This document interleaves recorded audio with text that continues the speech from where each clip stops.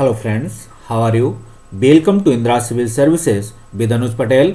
हम लोग UPSC, CSC plus UPPCS और अन्य स्टेट कमीशंस के जो एग्ज़ाम होते हैं जहां प्री कम मेंस की व्यवस्था है या इंटरव्यू भी साथ में है, साथ में ही हम देखेंगे अन्य वनडे क्रम की श्रृंखलाएँ जैसे UP triple SC, SSC, banking, railway की जो एग्ज़ाम होते हैं जहाँ जीएस पूछा जाता है, जो बेसिक लेवल के जीएस होता है, जो भारत सरकार की किताबें या एनसीईआरटी में देख सकते हैं जहाँ से क्वेश्चन बनते हैं या पूछे जाते हैं। इस संदर्भ में हम ये प्रोग्राम चला रहे हैं इंदिरा सिविल सर्विसेज के चैनल के माध्यम से आपके साथ रूबरू हो रहे हैं। बताने की कोशिश है हमारी ये, या समझाने की कोशिश है, या कुछ आप कुछ पढ़ना चाहें, लिखना चाहें, नोट कर सकें। खास कर ये श्रृंखला हमने UPSC, CSC pre cum mains के हिसाब से जो प्री में क्वेश्चन पूछे जाते हैं, यूपीएससी के क्वेश्चन होते हैं, साथ में ही आप देखेंगे जो क्वेश्चंस पीसीएस में प्री में पूछे जाते हैं, और साथ में हम ये भी देखेंगे यूपीएससी सीएससी के जो पेपर जीएस का पेपर 2 है मेंस के हिसाब से, साथ में यूपीपीसीएस के जो जीएस के पेपर 2 है उसका सिलेबस काफ़ी हद तक आप देखेंगे एनसीईआरटी से कवर होता है। अगर आप 6 to 12 पूरी एनसीईआरटी पढ़े रहेंगे तो आपको आईआर, वर्ल्ड पॉलिटिक्स या कंपैरेटिव पॉलिटिक्स या इंडियन गवर्नमेंट पॉलिटिक्स सिस्टम का हिस्सा या पॉलिटी, तो आप देखेंगे आपकी हिस्से की लगभग जानकारी आपको प्राप्त हो जाएगी। बस आपको कुछ चीज़ें कोर और कवर करनी होगी। तो एनसीईआरटी को आप आधार बनाते हुए आगे की तैयारी की शुरुआत करें। तो इसी क्रम की तैयारी को ध्यान में रखते हुए हमने आपके साथ एनसीईआरटी की तैयारी शुरू की है। इसके बाद आने वाले समय में इससे अपडेट कोर्स को आगे बढ़ाया जाएगा। तो हम देख सकते हैं इस संदर्भ में कि हम लोग क्लास 9th की जो किताब है एनसीईआरटी की, जिसे लोकतांत्रिक राजनीति भाग 1 के नाम से जानते हैं, इस किताब को हम पढ़ रहे हैं। तो इसके किताब के हम 5 या 4 चैप्टर 4 कंप्लीट कर चुके हैं। हम लोग चैप्टर 5 की तरफ बढ़ चुके हैं। तो इसके हम 6 पार्ट कंप्लीट कर चुके हैं। आप देखेंगे हम इसके 7वें पार्ट की तरफ बढ़ रहे हैं आज। तो लोकतांत्रिक राजनीति भाग 1 क्लास 9th की पाठ्य पुस्तक है। इस पुस्तक के माध्यम से जो बच्चे सीबीएसई में जो एनसीईआरटी जहाँ चलती हैं या अन्य बोर्डों के एग्ज़ाम जहाँ होते हैं, जहाँ सीबीएसई या एनसीईआरटी चलाई जाती है, जैसे यूपी बोर्ड ने अब क्या है एनसीईआरटी चला दी हैं, यहाँ भी एनसीईआरटी शुरू हो चुकी हैं। तो वो बच्चे भी आप इस वीडियो के माध्यम से पढ़ सकते हैं, या बोर्ड की जो एग्ज़ाम है उन तैयारी के लिए भी आप इन सोशल साइंस में आप देखेंगे कि लोकतांत्रिक राजनीति, जहां आपको इस क्लास 9th में अगर पढ़ रहे हैं तो क्लास 9th की, जब हम क्लास 10th पढ़ेंगे तो क्लास 10th को भी आप पढ़ सकते हैं, समझ सकते हैं और नोट डाउन कर सकते हैं। चलिए तो आगे बढ़ते हैं हम कि संस्थाओं का कामकाज कैसे होता है। तो आप देखेंगे संस्थाओं के कामकाज के संदर्भ में हमने पिछले वीडियो में पढ़ा था राजनीतिक कार्यपालिका। राजनीतिक कार्यपालिका के अंतर्गत हमने राजनीतिक कार्यपालिकाओं को पढ़ा, जिसे हम अस्थायी कार्यपालिका कहते हैं। साथ में हमने उसके साथ स्थायी कार्यपालिका को पढ़ा था, जिसे हम कहते हैं जिसके लिए हम तैयारी कर रहे हैं या जिसके लिए हम इस वीडियो से पढ़ रहे हैं, लिख रहे हैं, समझ रहे हैं, और हम स्थायी कार्यपालिका का हिस्सा बनने के लिए प्रयासरत हैं। तो आपके साथ हमारा प्रयास है कि आपको स्थायी कार्यपालिका का हिस्सा बना दें। तो हम देख सकते हैं संस्थाओं के कामकाज में भाग 7 में आप देख सकते हैं पार्ट 7, हम इसके 6 पार्ट कंप्लीट कर चुके हैं। तो पार्ट 7 में आप देख सकते हैं इसके आज हम नए पार्ट पे तो देखेंगे न्यायपालिका। तो संस्थाओं के रूप में आप देखेंगे भारतीय संविधान में जब संविधान बनाया गया था तो उसमें न्यायपालिका को भी आप रखा गया है। भारत की एक न्यायपालिका है जो एक इंस्टीट्यूट या संस्था के रूप में काम करती है, आपके संरक्षक के रूप में काम करती है, या भारत के संविधान के संरक्षक है। तो देख सकते हैं जब मूल अधिकारों का हनन होगा तो आर्टिकल 32 के तहत आप सीधे न्यायपालिका जाएंगे, और आप देखेंगे इसके तहत आप आर्टिकल 226 के तहत आप सीधे कहाँ जाएंगे, जो स्टेट लेवल की जो न्यायपालिका है या कहेंगे हाई कोर्ट में आप सीधे जा सकते हैं। आप देख सकते हैं इस संदर्भ में। और हम बात कर सकते हैं इस संदर्भ में न्यायपालिका कि भारत की एक न्यायपालिका होगी। तो आप देख सकते हैं भारत की न्यायपालिका के लिए आर्टिकल 124 में, भारत के संविधान में आप देखेंगे आर्टिकल 124 में क्या होगी, संघ की एक न्यायपालिका होगी। ठीक है, इसी तहत आप देखेंगे राज्यों के साथ कहा गया है हर राज्य में क्या होगा, एक हाई कोर्ट न्याय के लिए, एक हाई न्यायपालिका के तहत एक हाई कोर्ट स्थापित किया जाएगा, ऐसे भारतीय संविधान में लिखा हुआ है। हम इसकी चर्चा आगे करेंगे। तो न्यायपालिका के संदर्भ में देख सकते हैं हम जो भी पढ़ लिख रहे हैं, तो देख सकते हैं हम लोग लोकतांत्रिक राजनीति भाग 1 क्लास 9 की पाठ्य पुस्तक है पढ़ रहे हैं, और संस्थाओं का कामकाज जो है चैप्टर 5 है। तो जो भी हम पढ़ लिख रहे हैं इंदिरा सिविल सर्विसेज भाई अनुज पटेल सर, देख सकते हैं यहाँ ये 7 है, ये 7 है। ठीक है, संस्थाओं के कामकाज के संदर्भ में देख सकते हैं। साथ में आप देखेंगे कि चैप्टर 5 में आप इसे देखेंगे, चैप्टर 5 है तो आप चैप्टर 5 को देख सकते हैं। चैप्टर 5 में आप देखेंगे कि उद्देशिका की बात की गई है। तो उद्देशिका के संदर्भ में आप देखेंगे कि जो है भारत की संविधान या भारत की जो किताबें हैं भारत सरकार की या भारत सरकार के, तो आप देखेंगे उसमें क्या है, सभी किताबों में आपको उद्देशिका या भारत की प्रेम्बल, जिसे क्रक्स कहते हैं भारत के संविधान का, और मूल अधिकार और कर्तव्यों की चर्चा की गई है। ठीक है, तो इसे आप देख सकते हैं। इसमें हम लगभग सभी वीडियो में इसकी चर्चा कर चुके हैं।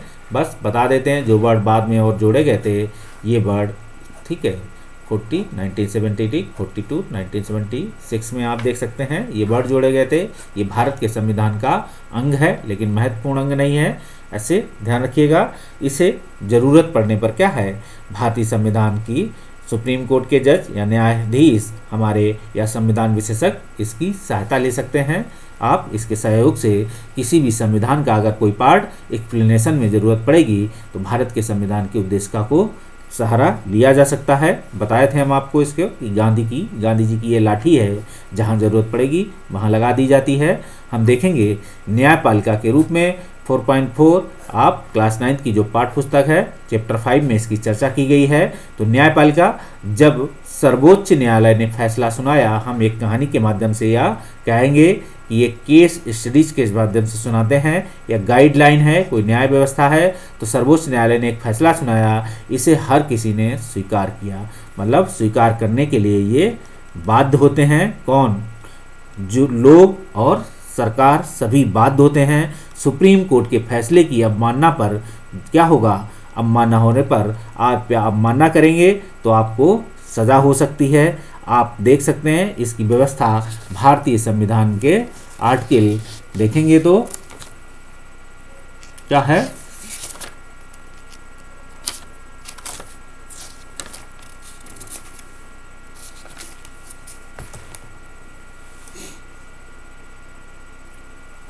क्योंकि आर्टिकल 100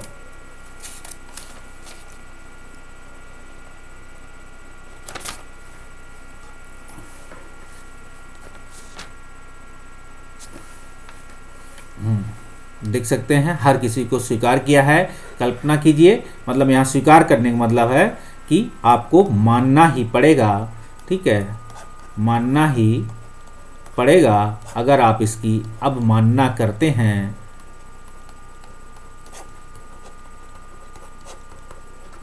तो आपको क्या है, सज़ा हो सकती है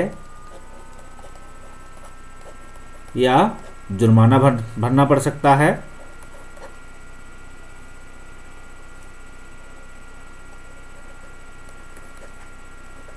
सज़ा या जुर्माना भरना पड़ सकता है, देख सकते हैं संदर्भ में।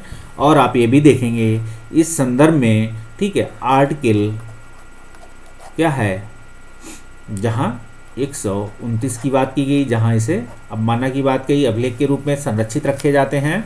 साथ में आप इसे देखेंगे कि देश में, आप देखेंगे देश में सर्वोच्च न्यायालय जैसा कुछ नहीं होता। ठीक है, देश में क्या है, सर्वोच्च न्यायालय जैसा कुछ नहीं होता है, मतलब सर्वोच्च न्यायालय जैसा कुछ नहीं होता है, इसका कार्य या इंस्टीट्यूट है। तो आप देखेंगे सर्वोच्च न्यायालय जैसा कुछ नहीं है, ऐसा कुछ नहीं है। भारत के संविधान में आप देखेंगे कि संघ की एक न्यायपालिका होगी जहां आर्टिकल 124 की व्यवस्था है, संघ की न्यायालय जहां सर्वोच्च न्यायालय स्थापित किया है। सर्वोच्च न्यायालय आप देख सकते हैं इसकी व्यवस्था है। तो क्या ऐसे कल्पना कीजिए कि क्या ऐसा हो सकता है, इस रूप में व्यवस्था कर सकते हैं कि आप सोचो कि भारत में सर्वोच्च न्यायालय जैसा कुछ नहीं है, ये ऐसा आप सोच सकते हैं क्या? ठीक है, सर्वोच्च न्यायालय तो होता पर उसके पास सरकार की कार्रवाइयों को आंकने का अधिकार नहीं है। आप कल्पना कर रहे हैं, ये आपके पास थॉट है, हाइपोथेटिकल। तो आप देखेंगे कि ऐसा हो तो ऐसा होगा क्या?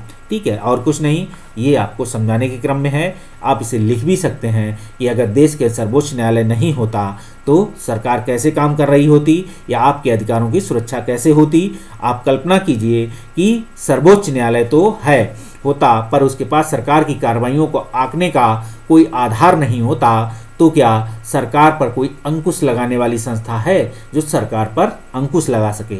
आप देख सकते हैं कि इसीलिए इन लोगों के लिए या इन संस्थाओं पर क्या है, सरकार की कार्रवाइयों या देश की संविधान की सुरक्षा के लिए क्या है, न्यायपालिका की आवश्यकता होना जरूरी है। और हर देश की न्यायपालिका होती है, हमने आपको बताया कि हर देश में आपको मिलेगी कि वहाँ की न्याय व्यवस्था है, और उसी आप देखेंगे उसे अधिकार होता, मगर सर्वोच्च न्यायालय से कोई निष्पक्ष न्याय की उम्मीद नहीं रखता। तो आप देखते उसे अधिकार तो होता, ठीक है, अधिकार होता, ऐसा लिखा गया कि आप कल्पना कर रहे हैं, ये सभी हाइपोथेटिकल है। ठीक है, हाइपोथेटिकल हैं ये सभी आइडियाज जो आपको बता रहे हैं कि उसे अधिकार होता मगर सर्वोच्च न्यायालय से कोई निष्पक्ष न्याय की उम्मीद नहीं होता। मतलब सर्वोच्च न्यायालय तो होता लेकिन वो किसी से उससे उम्मीद न रखता कि ये मुझे निष्पक्ष न्याय मिलेगा। तो सर्वोच्च न्यायालय बैठा किस लिए है, ये इंस्टीट्यूशन के रूप में। तो आप देखेंगे इस रूप में इसको रखा गया है। हम आगे चर्चा करें तो देखेंगे कि भले ही वह निष्पक्ष फैसला सुना देता लेकिन सरकार के आदेश के खिलाफ अपील करने वाले उसके फैसले को नहीं मानते। ठीक है, अब अगला हाइपोथेटिकल सवाल है कि निष्पक्ष फैसला सुना देता लेकिन सरकार के आदेश के खिलाफ अपील करने वाले उसके फैसले को नहीं मानते। तो आप देखेंगे सरकार के खिलाफ जो अपील की गई है तो आप देखेंगे उस फैसले को नहीं मानते, तो कैसा हो सकता?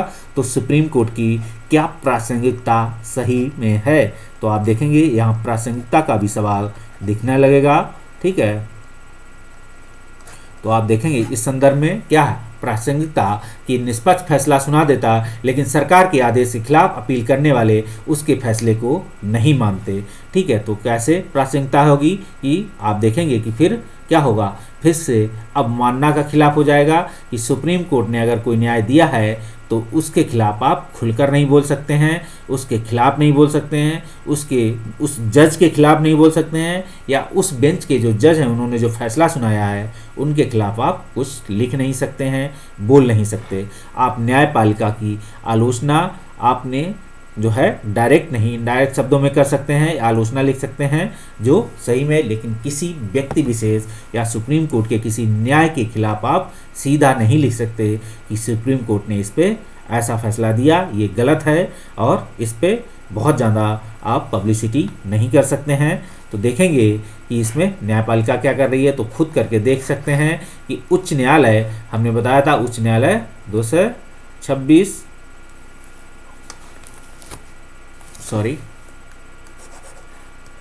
214, ठीक है, वहाँ भी गलत बता दिए थे। एक चीज़ और आपको समझा देते हैं, यहाँ हमने आपको बताया था, चलते हैं एक मिनट। हाँ, तो आप देखेंगे क्या होगा, ये 214 है, ये 114 में है हम लोग, तो देख सकते हैं संदर्भ में 114 कह रहे हैं, 124 और 214 दोनों में समानता देख सकते हैं आप कि ये की वर्ड को है आप 20 से उठाइए और देख सकते हैं। तो एक 214, 124, तो 124 संघ की। तो उच्च न्यायालय या सर्वोच्च न्यायालय किसी बड़े फैसले से ही जुड़ी खबरों पर गौर करें। मूल फैसला क्या है, अदालत ने उसमें क्या बदलाव कर दिया, इसका कारण क्या दिया गया है। तो आपको बता दें, किसी बड़े फैसला, अगर कोई बड़े फैसले पर सरकार कोई नीति लेती है तो आप लोकतंत्र के हिस्से के तहत आप सरकार की आलोचना कर सकते हैं। लेकिन किसी बड़ा फैसला अगर कोई दिया है सुप्रीम कोर्ट ने या हमारी न्यायपालिका ने, तो उसके खिलाफ आप लोकतंत्र में खुलकर या उन शब्दों में नहीं बोल सकते जैसे सरकार के खिलाफ बोल रहे हैं, उस तरीके से उसकी आलोचना नहीं कर सकते हैं। आप कह सकते हैं कि हमारी न्यायपालिका को इस पर फिर से पुनर्विचार करने की आवश्यकता है, क्योंकि भारत के संविधान के तहत न्यायपालिका में ही आप देखेंगे क्या है, न्यायिक पुनरावलोकन की व्यवस्था आर्टिकल 137 के तहत की गई है। तो आप देखेंगे इसके तहत ही आप कहेंगे न्यायिक पुनरावलोकन। ठीक है, आप न्यायिक पुनरावलोकन करा सकते हैं। ठीक है,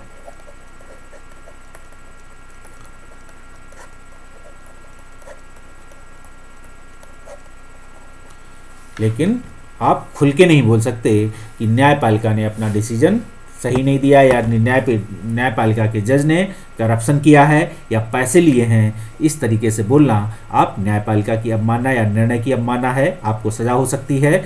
इसी वजह से आप देखेंगे क्या है, लोकतंत्र के लिए स्वतंत्र और प्रभावशाली न्यायपालिका का होना जरूरी है। इसीलिए आप देखेंगे भारत में के संविधान के तहत आप देखेंगे, अगर डीपीएसपी में है आर्टिकल 50, ठीक, शक्ति पृथक्करण का सिद्धांत है, सेपरेशन ऑफ पावर है, आप कह सकते हैं। ठीक है, तो कार्यपालिका और न्यायपालिका इन सभी का पृथक्करण की बात की गई है। तो आप देखेंगे इस आर्टिकल के तहत हर किसी को अपने अपने एरिया में क्या है, अधिकार मिले हुए हैं, पावर्स मिली हैं कार्य करने के लिए।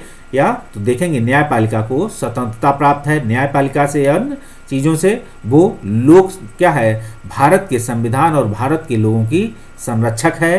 तो न्यायपालिका को भारत के संविधान और भारत के लोगों का क्या है, संरक्षक बोला जाता है। तो आप देखेंगे वो एक लोकतंत्र की प्रहरी के रूप में कह सकते हैं। तो आप तीसरे स्तंभ में क्या है, आपको सुरक्षा प्राप्त है। इसीलिए हम कहेंगे इसी वजह से लोकतंत्र के लिए स्वतंत्र और प्रभावशाली न्यायपालिका का होना जरूरी है। अब हम अगर आगे चर्चा करें तो देख सकते हैं कि देश के विभिन्न स्तरों पर मौजूद अदालतों को सामूहिक रूप से न्यायपालिका कहा जा सकता है। ठीक है, आप देखेंगे देश के विभिन्न स्तरों पर मौजूद अदालतों को सामूहिक रूप से क्या कहा जाता है, न्यायपालिका कहा जाता है। भारत में न्यायपालिका का स्तर देखेंगे तो पहले स्तर पर अगर बात करेंगे तो पहले स्तर पर क्या है, संघ की न्यायपालिका। ठीक है, आप देखेंगे संघ की न्यायपालिका है यहाँ पे। दूसरे स्तर पर क्या है, राज्य की न्यायपालिका है, जिसे हाई कोर्ट कहेंगे, इसे हम सुप्रीम कोर्ट कहेंगे। और राज्य की न्यायपालिका है तो आप देखेंगे इसे हम क्या कहेंगे, हाई कोर्ट। इसके बाद हम देखेंगे जिला अदालत हैं जो डिस्ट्रिक्ट कोर्ट हैं, जिला न्यायालय कहेंगे इसे। तो ये देख सकते हैं जिला न्यायालय। और इसके बाद आप देखेंगे एक स्तर पे और आएंगे तो इसे कहेंगे मुंसिफ, कह सकते हैं मुंसिफ कोर्ट। ठीक, ये कोर्ट को देख सकते हैं। और इसके आगे आप छोटे छोटे स्तरों पर आप देख सकते हैं। तो इसे कि इसके बाद आप पंचायत में चले जाएंगे तो वहाँ भी न्याय मिलता है आपको। तो देखेंगे कि सुप्रीम कोर्ट है, राज्य न्यायालय है, जिला न्यायालय हो गए और मुंसिफ कोर्ट हो गई। तो आप इन्हें देख सकते हैं कि कैसे। तो सामूहिक, इसी को हम कहते हैं सामूहिक न्यायपालिका। ठीक, इसे हम सामूहिक न्यायपालिका के नाम से जानेंगे। ठीक है,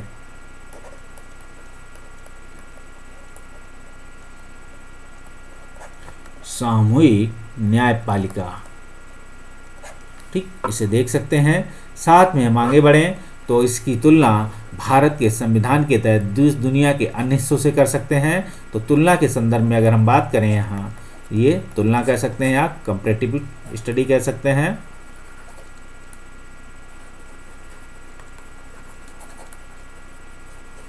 या वर्ल्ड कॉन्स्टिट्यूशन में देख सकते हैं इसे।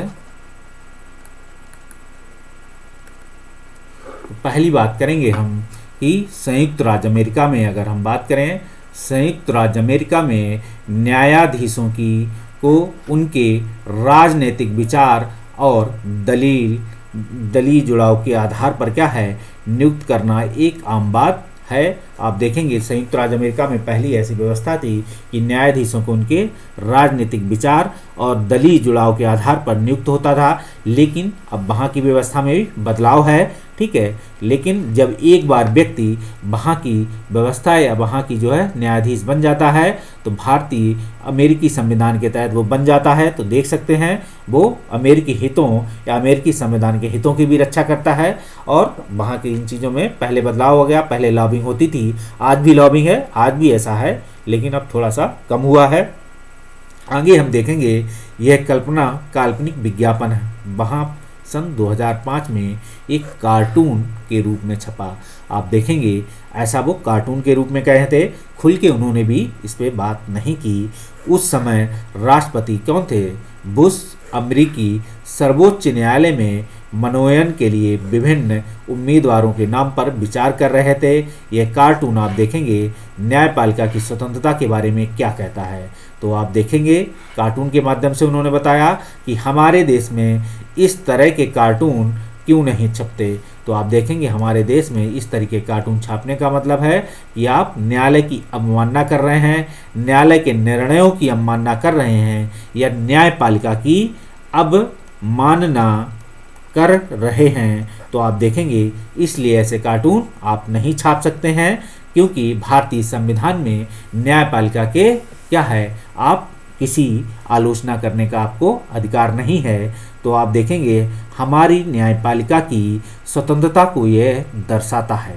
तो देखेंगे हमारी न्यायपालिका, अगर हम बात करें भारतीय न्यायपालिका अमेरिकी न्यायपालिका से ज़्यादा स्वतंत्र है, ज़्यादा अच्छे तरीके से काम कर सकती है, या यहाँ के जजों को जो है रिक्रूटमेंट बॉडी ज़्यादा बेटर है। आप इसकी भी कल्पना क्या कर सकते हैं, एक्सप्लेनेशन कर सकते हैं। साथ में ही हम इस पे भी बात करेंगे कि किस तरीके से कैसे कहाँ काम होते हैं। तो अमेरिका की लॉबिंग के तहत आप देखेंगे लॉबिंग बर्ड भी अमेरिकी है, तो ये लॉबिंग कह सकते हैं, ठीक, ये लॉबिंग बर्ड अमेरिकी है। अमेरिका में लॉबिंग के तहत वहाँ की दलील जो है न्यायपालिका में भी ये लॉबिंग दिखेगी। लेकिन आप देखेंगे ऐसा नहीं है कि भारत में जो सरकार होती है वो अपने हितों को ध्यान में रखते हुए यहाँ के जजों की रिक्रूटमेंट बॉडी में भी उनका थोड़ा बहुत इनडायरेक्टली, खुलकर नहीं, हल्का सा एक जो है आइडियोलॉजी बेस झुकाव होता है। उसी आइडियोलॉजी बेस आप देखेंगे क्या होगा,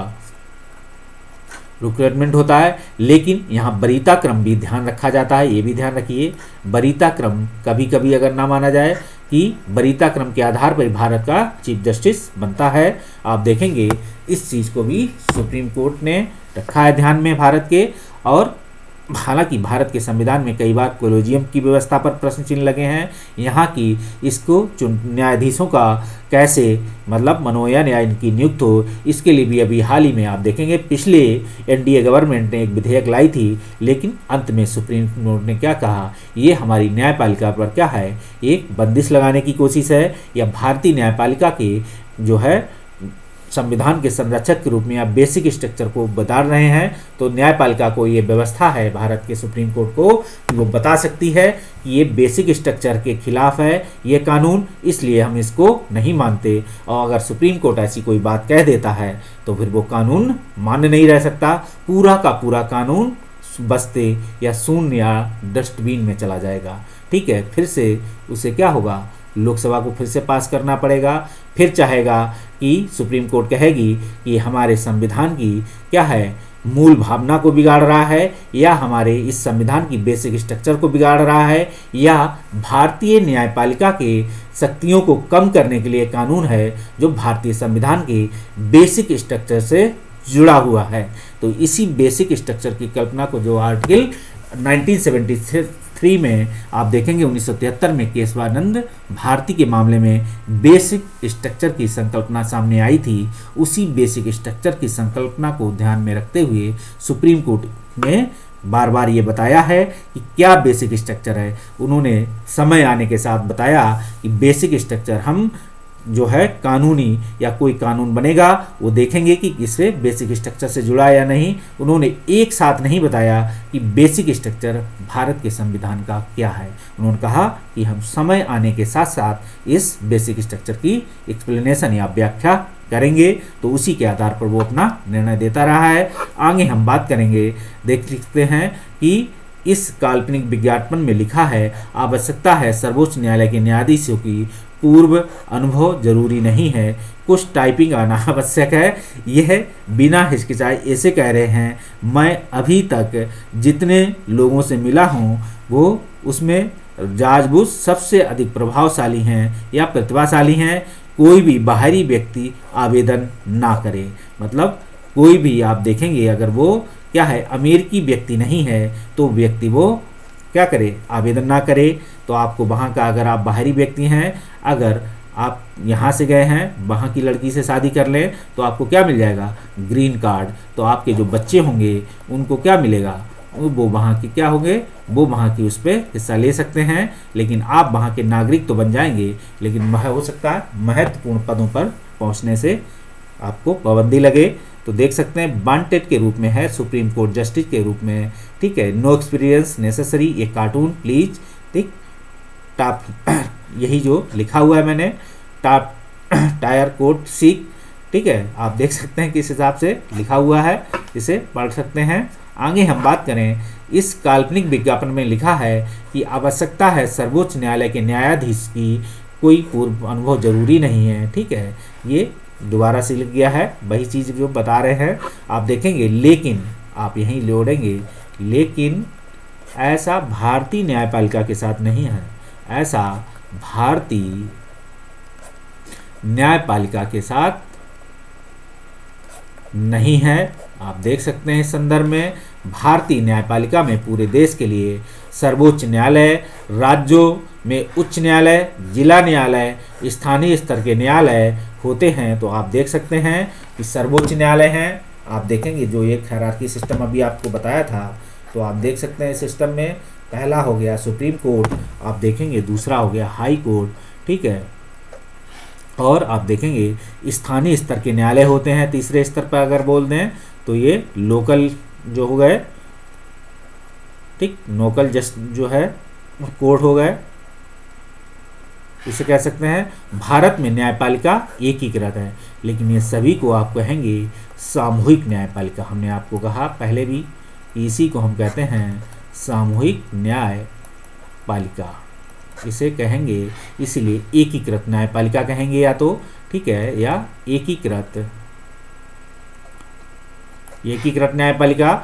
इसका मतलब यह है कि आप सर्वोच्च न्यायालय, ठीक, देश में न्यायिक प्रशासन को नियंत्रित रखता है या करता है। देश के सभी अदालतों को उसका फैसला मानना होता है। तो आप देखेंगे इनमें से किसी भी विवाद की सुनवाई कर सकता है, ठीक है। न्यायपालिका को अधिकार है कि वो किसी विवाद की सुनवाई कर सकता है, या किसी राज्य से कोई ऐसा विवाद है जिसको अपने पास मंगा सकता है। ऐसा भारत की सामूहिक न्यायपालिका के तहत लोकल लेवल या मुंशी लेवल से डिस्ट्रिक्ट लेवल से हाई कोर्ट से सुप्रीम कोर्ट, आप देखेंगे कोई भी किसी से ऐसा फैसला मंगा सकता है जो उसके हक में नहीं है। तो यह इनमें से किसी विवाद की सुनवाई कर सकता है। विवाद के आधार हैं देश के नागरिकों के बीच, पहला आधार कहेंगे, नागरिकों और सरकार के बीच, और आगे हम बात करें दो या दो से अधिक राज्य सरकारों के बीच, और हम केंद्र और राज्य सरकारों। भारत के संविधान की हम बात करेंगे तो भारत के संविधान के आर्टिकल 131 के तहत ये व्यवस्था की गई है, हम कह सकते हैं इसे। तो देख सकते हैं इसे, तो आप देखेंगे इसे कि इसे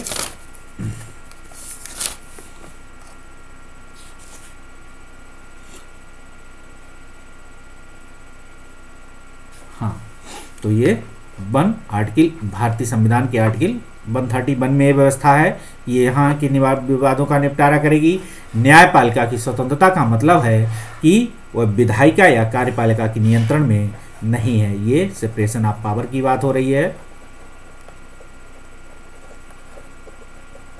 ठीक। आर्टिकल 50 के तहत कह सकते हैं, या अलग से जो आर्टिकल 114 124 से जहाँ से ये व्यवस्था होती है उसमें भी इसे क्या है, न्यायपालिका की स्वतंत्रता या न्यायपालिका के अधिकार वहाँ से शुरू होते हैं। तो सरकार, न्यायाधीश सरकार के निर्देश या सत्ताधारी पार्टी की मर्जी के मुताबिक काम नहीं करेगी, ना ही सत्ताधारी क्या करेगी पार्टी किसी को अपने मुताबिक जज घोषित करेगी। इसमें क्या है, सुप्रीम कोर्ट का एक कोलेजियम है, उसके आधार पर नियुक्त होती है सरकार की।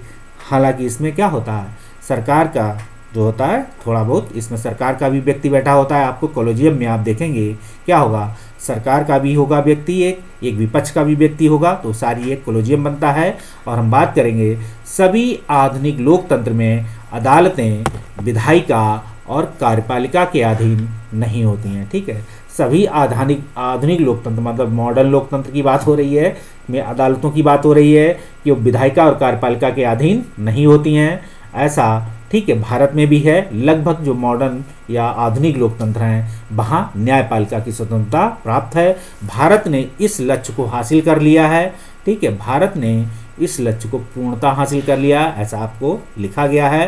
राष्ट्रपति सर्वोच्च न्यायालय और उच्च न्यायालय के न्यायाधीशों की प्रधानमंत्री की सलाह पर क्या करेगा, सलाह का मतलब है जो है कोलेजियम का हिस्सा है, और सर्वोच्च न्यायालय के मुख्य न्यायाधीश कोलेजियम का जो हिस्सा है उसमें सर्वोच्च न्यायालय का मुख्य न्यायाधीश मेन होता है। तो आप देखेंगे उसके मशवरे के आधार पर नियुक्त करता है। तो सबसे मेन व्यक्ति है सर्वोच्च न्यायालय का चीफ जस्टिस, जो इसके सारे पर ही काम होगा। आप देखेंगे किसकी नियुक्त है, तो सरकार को भी उसका मशवरा लेना पड़ता है, राष्ट्रपति को भी उसका जो है सलाह लेनी पड़ती है नियुक्त के संदर्भ में, या उसके आधार पर जो जिसको नॉमिनेट करे तो व्यक्ति सभी लोग उसमें सहमत हों क्योंकि कोलेजियम का वो हिस्सा है। व्यवहारिक तौर पर अब देख सकते हैं इस व्यवस्था में सर्वोच्च न्यायालय के वरिष्ठ न्यायाधीश, सर्वोच्च न्यायालय और उच्च न्यायालय के नए न्यायाधीश को चुनते हैं। उसमें राजनीतिक कार्यपालिका की दखल की गुंजाइश बेहद कम होती है। तो देखेंगे व्यवहारिक स्तर पर अगर बात करेंगे, जैसा हमने कहा कि इस व्यवस्था में सर्वोच्च न्यायालय के वरिष्ठ न्यायाधीश या सर्वोच्च न्यायाधीश आप देखेंगे, या सर्वोच्च न्यायालय और उच्च न्यायालय के नए न्यायाधीश को चुनते हैं। ठीक है, ये कोलेजियम की व्यवस्था है, कोलेजियम के तहत होता है ऐसा।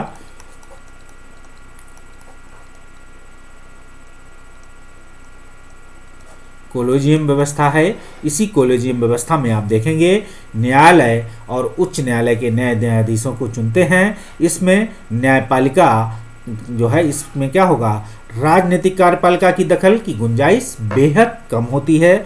आगे हम बात करेंगे कि सर्वोच्च न्यायालय के सबसे वरिष्ठ न्यायाधीश देखेंगे, सबसे वरिष्ठ न्यायाधीश को अमूमन मुख्य न्यायाधीश बनाया जाता है, नियुक्त किया जाता है।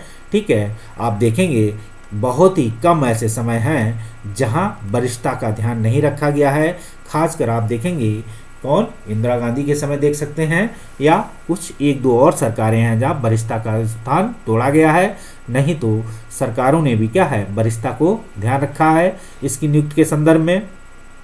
एक बार किसी व्यक्ति को सर्वोच्च न्यायालय या उच्च न्यायालय का न्यायाधीश नियुक्त करने के बाद उसे उसके पद से हटाना लगभग असंभव है, क्योंकि इसकी प्रक्रिया बहुत कठिन है। आप देखेंगे उसे उसके पद से हटाना भारत के राष्ट्रपति को हटाने जितना ही मुश्किल है, या कहेंगे उससे ज़्यादा कठिन है।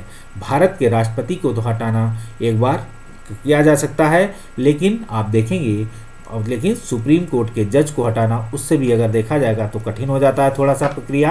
आप देखेंगे किसी भी न्यायाधीश या उसके बराबर की बात कर सकते हैं, कहेंगे आगे हम कहें किसी भी न्यायाधीश को संसद के दोनों सदनों में अलग अलग 2/3 बहुमत के अविश्वास प्रस्ताव पारित करके हटाया जाता है। तो किसी भी सदन में किसी को जो हटाने के लिए पहले क्या होगा, कुछ सदस्यों द्वारा एक प्रस्तावित विधेयक लाया जाएगा, फिर उस सदन में रखने के बाद क्या होगा, वहाँ पास होगा कितने 2/3 मेजॉरिटी के साथ, और इसके बाद फिर वो विधेयक दूसरे सदन जाएगा, दूसरा सदन फिर उसे उतने ही अपने कुल सदस्य संख्या के 2/3 मेजॉरिटी के साथ ही बहुमत करेगा, तो प्रस्तावित करके ही हटाया जा सकता है।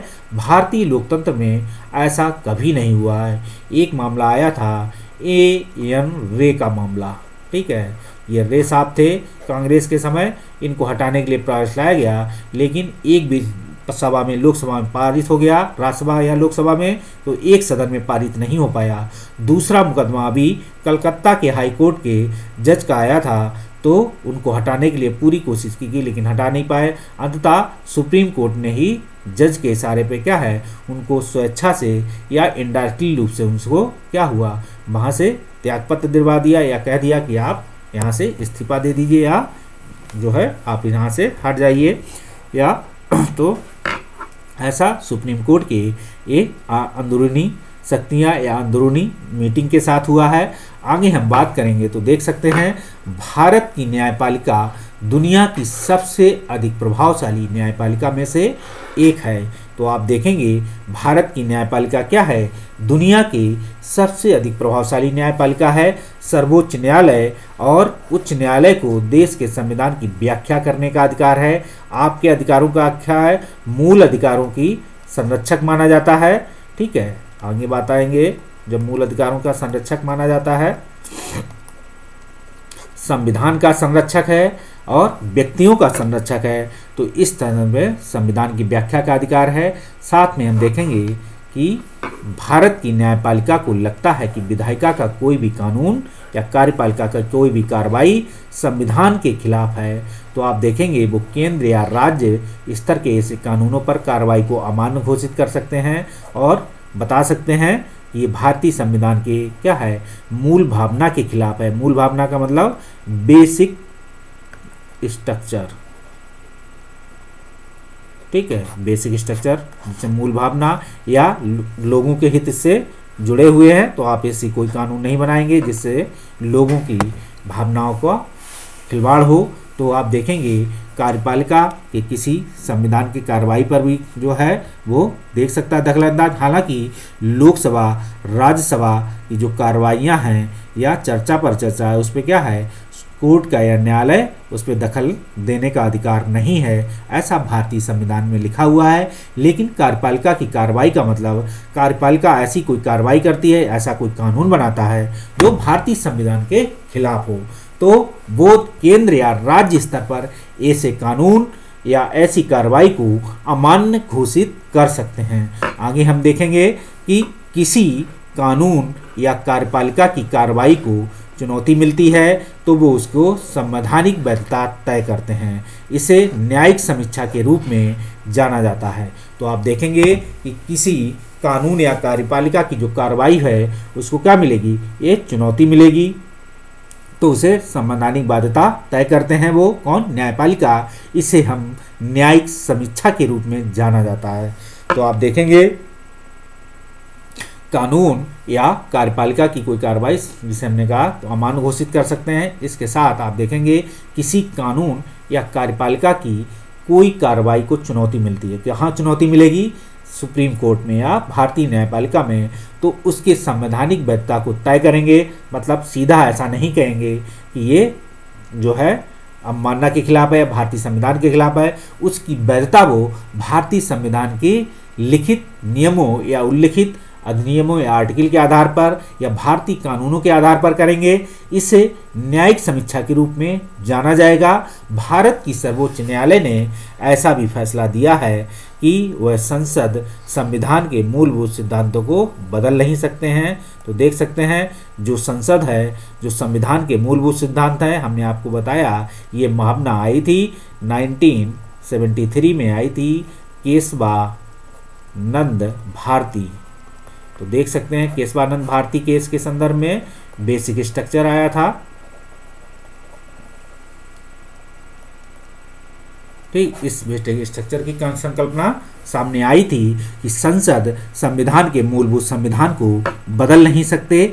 आगे हम चर्चा करें कि भारतीय न्यायपालिका के अधिकार और उस क्या होंगे, स्वतंत्रता उसे मौलिक अधिकार के रक्षक के रूप में काम करने की क्षमता प्रदान करते हैं। तो आप देखेंगे ये क्षमता क्या है, भारतीय न्यायपालिका के अधिकार और स्वतंत्रता उसे मौलिक अधिकारों के रक्षक के रूप में क्षमता प्रदान करता है। तो कहा जाता है कि भारतीय संविधान को जो है भारतीय संविधान का संरक्षक है, भारतीय लोगों की संरक्षक है, भारत के मूल अधिकारों का क्या है, संरक्षक बोला जाता है। तो इसे भारतीय न्यायपालिका को क्या कहता है, लोकतंत्र का प्रहरी है, या भारतीय संविधान का प्रहरी है, या भारतीय लोगों का ये प्रहरी है। तो आप पर क्या है, एक छत्रछाया के रूप में आपको जब भी लगे कि हमारे मूल अधिकारों का उल्लंघन हो रहा है, हमें भारतीय संविधान के तहत इन अधिकारों का उल्लंघन हो रहा है, आप सीधे सुप्रीम कोर्ट एक पोस्ट कार्ड के माध्यम से PIL कॉन्सेप्ट जो आया हुआ है भारतीय संविधान के तहत,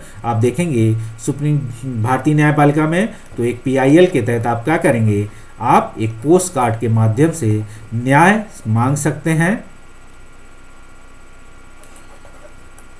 आप लिखकर अपनी बात सुप्रीम कोर्ट के ऑफिस भेज सकते हैं कि हमें ये हमारे एरिया में ये, या आप किन्हीं लोगों के लिए PIL के माध्यम से क्या है, किन्हीं कुछ लोगों के लिए न्याय मांग सकते हैं कि हमारे एरिया में इन लोगों के साथ ऐसी घटना घट रही है। तो आपको PIL कॉन्सेप्ट है। आगे हम बात करेंगे भारतीय नागरिकों को संविधान से मिले अपने अधिकारों के उल्लंघन के मामले में क्या है, इंसाफ। हमने आपको इसकी चर्चा कर चुके हैं।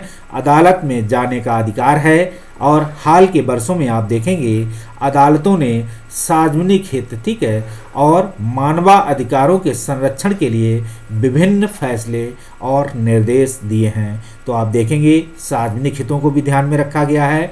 कोई भी सार्वजनिक हित मतलब कानून ऐसा कोई नहीं बनेगा जो किसी के खास वर्गों का मूल भावना को भड़का रहा हो, तो वहाँ सार्वजनिक हित है। वहाँ क्या है, जो है भारतीय संविधान की प्रस्तावना है कि सभी लोगों को क्या है, एक साथ लेने की बात है, तो उसमें सार्वजनिक हित हैं, मानवाधिकारों के संरक्षण, आपके अधिकार भी संरक्षण है।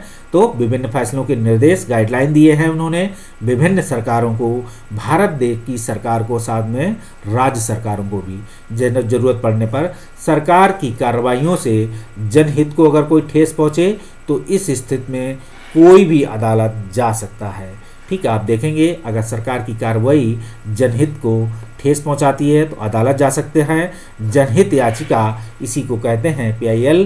तो अदालतें क्या होगी, सरकारों को निर्णय करने की शक्ति के दुरुपयोग से रोकने के लिए हस्तक्षेप करती हैं, और ये भी देखेंगे कि सरकारी अधिकारियों को भ्रष्ट आचरण से रोकती हैं। ठीक है, आप देखेंगे आप किसी अधिकारी के खिलाफ तो कह सकते हैं, लेकिन वहाँ भी क्या है, एक रूल रेगुलेशन है। आप देखेंगे आपके पास सख्त सबूत होने चाहिए। उस आधार पे, बिना सबूत के आधार पर अगर आप किसी अधिकारी पर आरोप लगाते हैं तो अधिकारी भी आप पर कार्रवाई कर सकता है। तो वो सरकारी अधिकारी को भ्रष्ट आचरण से रोकती है। इसी वजह से लोगों के बीच क्या होगा, न्यायपालिका को क्या होगा, काफ़ी विश्वास हासिल है। ठीक, इसीलिए देखेंगे, लेकिन न्यायपालिका के साथ आप सबूत हों तब भी आपको क्या है, खुल के बोलने का नहीं है। हालांकि सबूत हो तो आप पेश कर सकते हैं, ऐसा लोकतंत्र के हित में है, लेकिन ऐसा आपको मिलने की संभावना कम ही है। देख सकते हैं हम कि पढ़ते हुए भारतीय न्यायपालिका को अब हम कहाँ पहुँच चुके हैं। तो इन संदर्भों को देखकर न्यायपालिका समझ सकते हैं कि भारत की न्यायपालिका अन्य देशों की तुलना में कितनी स्वतंत्र है। तो भारत के न्यायाधीशों की नियुक्ति कैसे होती है, क्या प्रक्रिया है, ठीक है, इस प्रक्रिया को पूरा लिखें, और कैसे इनको हटाया जाता है, तो न्यायाधीशों को हटाने की प्रक्रिया क्या है, इसको पूरा जानेंगे। अब न्यायपालिका के क्या क्या अधिकार हैं इसको आप जान सकते हैं कि कहाँ से क्या अधिकार मिले हैं, कौन कौन से आर्टिकलों के तहत क्या क्या कार्य करती है, तो अधिकारों को जान सकते हैं। इस वीडियो को हम यहीं रोकते हैं, अगले वीडियो में मिलते हैं। तब तक के लिए बाय बाय, गुड डे।